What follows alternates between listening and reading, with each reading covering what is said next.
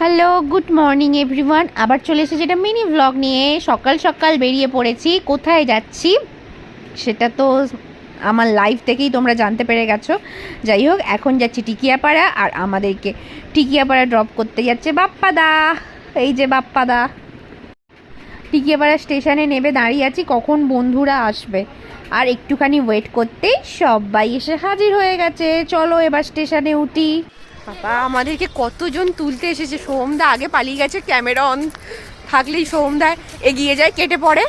এখানে আছে রাহুলদা, দেখা যাচ্ছে কি, আর এখানে আছে রিমির বস